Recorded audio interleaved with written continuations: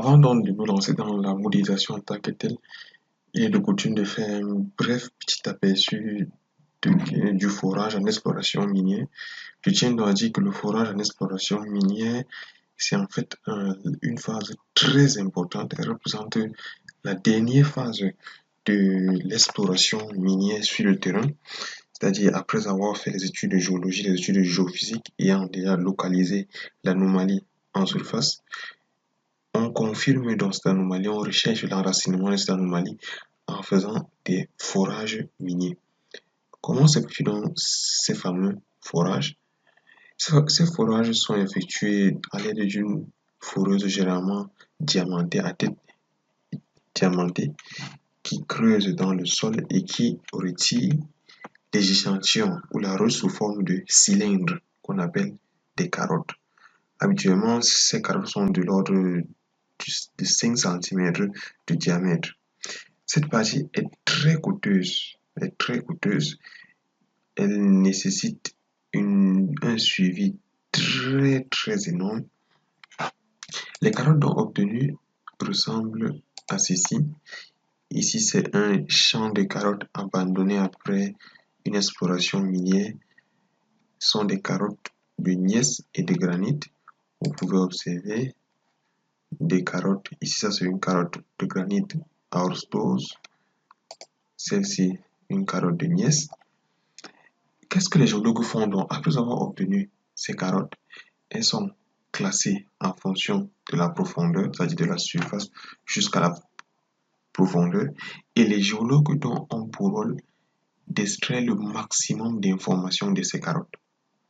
Première chose, on extrait l'information géologique et structurale.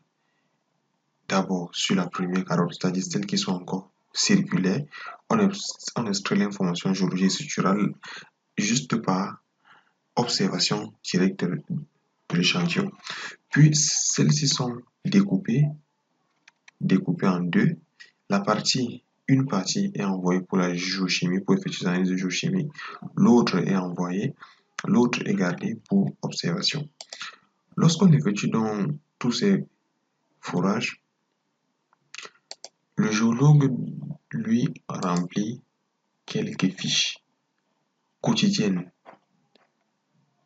Ici, c'est l'exemple d'une fiche Quick Log Geology Quick Log Sheet remplie par les géologues. Il y a le nom du projet, le prospect, les coordonnées, l'élévation, la date de début, les caractéristiques du trou de forage.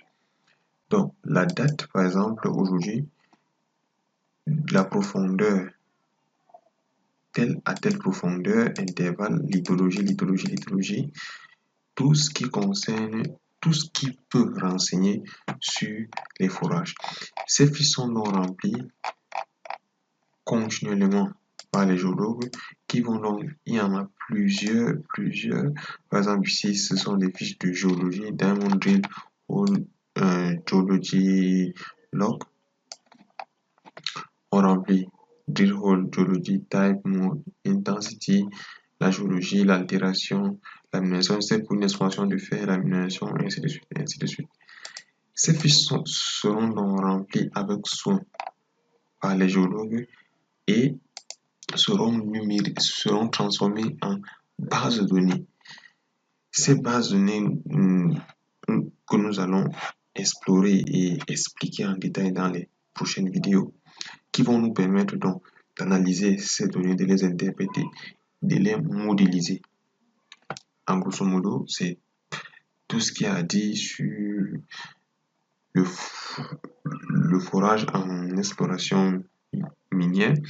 Et je mettrai un document dans la série de vidéos que vous pourrez télécharger pour avoir plus d'informations sur les opérations de forage, comment ça se passe, et ainsi de suite.